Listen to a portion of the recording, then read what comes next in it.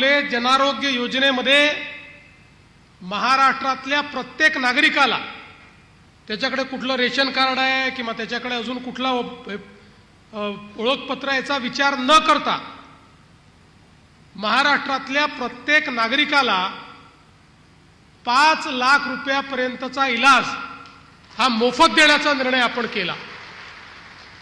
आणि परवा तर आपण हाही निर्णय केला की आतापर्यंत 1300 आजार आपण मोफत इलाज देत होतो, परवा आम्ही 1300 वरनं त्याची संख्या वाढवून 2400 केली। म्हणजे 2400 वेगवेगळ्या प्रकारच्या आजाराकरता आता तुम्हाला एक नवीन पैशाचा खर्च येणार नाही, 5 लाखापर्यंतचा सगळा इलाज आम्ही मोफत करू।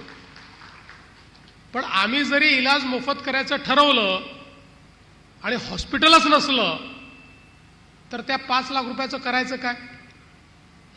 त्यामुळे हे आवश्यक आहे की अशा प्रकारचं मल्टी स्पेशालिटी हॉस्पिटल हे झालं पाहिजे, नाहीतर हाच इलाज करण्याकरता आपल्याला 100 किलोमीटर 200 किलोमीटर त्या ठिकाणी जावं लागतं। आणि म्हणून हे हॉस्पिटल इथे झाल्याबरोबर महात्मा फुले जनआरोग्य योजना असेल, माननीय प्रधानमंत्री महोदयांनी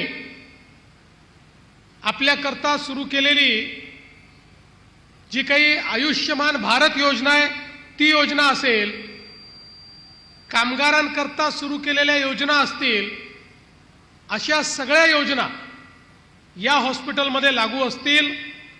आणि म्हणून या परिसरातल्या प्रत्येकाला त्या ठिकाणी त्या योजनेचा लाभ घेऊन आपल्या कुठल्याही प्रकारची शस्त्रक्रिया असेल, कुठल्याही प्रकारचा इलाज असेल, हा इलाज त्या ठिकाणी मोफत करून घेता येईल।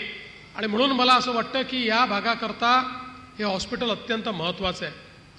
विशेषतः आज आपल्याला मला सांगताना आनंद वाटतो की इथनं आम्ही अहेरीला चाललो आहोत।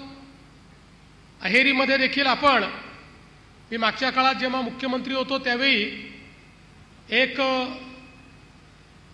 स्त्री आणि बाल रुग्णालय मंजूर केलं होतं 100 खाटांचं। त्याचं काम पूर्ण झालेलं आहे, त्याचं उद्घाटन आम्ही करणार आहोत। त्यासोबत गडचिरोली जिल्ह्यातल्या वेगवेगळ्या ज्या आरोग्य सेवा देणाऱ्या संस्था आहेत त्या संस्थांच्या वेगवेगळ्या ठिकाणी त्याचंही आपण उद्घाटन आज करतो आहोत। त्यामुळे एक प्रकारे आरोग्य सेवेकरता आजचा दिवस या गडचिरोली जिल्ह्यामध्ये एक आरोग्याची क्रांती आणणारा दिवस म्हणून या दिवसाकडे आपल्याला पाहता येईल। मी राणा सूर्यवंशी यांचे याकरता देखील अभिनंदन करतो की केवळ हॉस्पिटल करून ते थांबलेले नाहीत, या ठिकाणी हॉस्पिटलही होणार आहे, मेडिकल कॉलेजही होणार आहे, नर्सिंग कॉलेजही होणार आहे, 1ली पासून 12वी पर्यंतची शाळा देखील या ठिकाणी होणार आहे। एक पूर्ण मोठं कॉम्प्लेक्स एज्युकेशनचं तयार होणार आहे।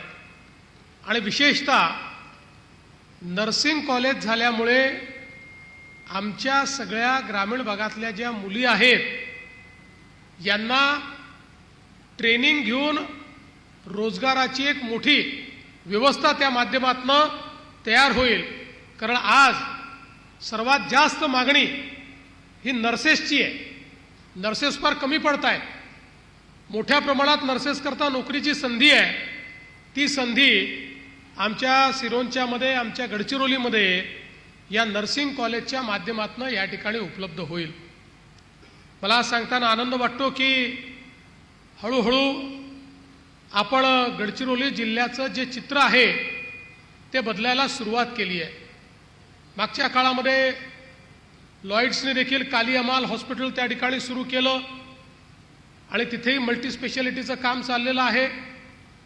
यासोबत नुकतेच आपण जवळपास 500 कोटी रुपयाचे नवीन रस्ते हे या ठिकाणी मंजूर केलेले आहेत।